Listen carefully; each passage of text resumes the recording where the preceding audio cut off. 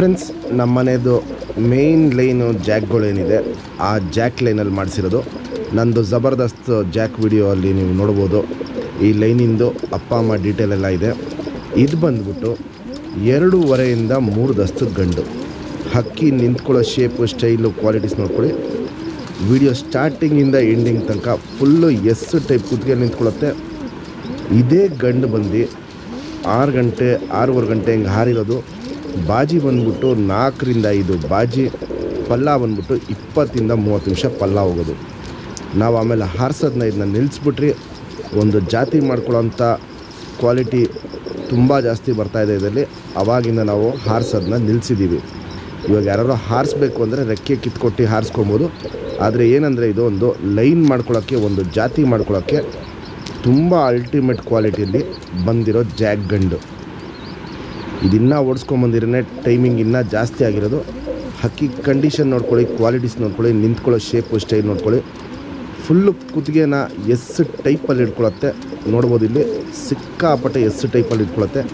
ಕಣ್ಣಲ್ಲಿ ಕ್ವಾಲಿಟೀಸು ಅಷ್ಟೇ. ಇದಕ್ಕೆ ಇವಾಗ ಏನು ಕಣ್ಣಲ್ಲಿ ಕ್ವಾಲಿಟೀಸ್ ಇದೆ ಅದು ಇನ್ನೂ ವಯಸ್ಸಾಗ್ತಿರಂಗೆ ತುಂಬ ಚೇಂಜಸ್ ಬರುತ್ತೆ. ಯಾಕಂದರೆ ಇದು ಇನ್ನೂ 2 ಇಂದ 2.5 ದಸ್ತದ ಗಂಡಿದು. ಇದು ಅಪ್ಪ ಅಮ್ಮನೂ ಅಷ್ಟೇ 4ನೇ ದಸ್ತ 5ನೇ ದಸ್ತಕ್ಕೆ ಕಣ್ಣಿನ ಕ್ವಾಲಿಟೀಸ್ ತುಂಬ ಚೇಂಜ್ ಆಯಿತು. ಈ ಕಣ್ಣಿನ ಕ್ವಾಲಿಟೀಸ್ ಇವಾಗಲೂ ತುಂಬ ಚೆನ್ನಾಗಿದೆ. ಆದರೆ ವಯಸ್ಸಾಗ್ತಿರಂಗೆ ಇನ್ನೂ ಕಣ್ಣಿನ ಕ್ವಾಲಿಟೀಸು ತುಂಬ ಚೇಂಜಸ್ ಬರುತ್ತೆ. ನಮ್ಮ ಸಬ್ಸ್ಕ್ರೈಬರ್ಗೆ ಈ ಗಂಡನ್ನ 5,000 ರೂಪಾಯಿ ಕೊಟ್ಬಿಡ್ತೀನಿ. Fixed rate, final rate. Friends, ಏನು ಜಾಕಲ್ಲಿ ಗಂಟು ತೋರಿಸ್ತೆ ಬಲಶಬ್ದ ಕೊಡಿ. ಸಿಂಗಲ್ ಟೈಲ್ ಬರುತ್ತೆ.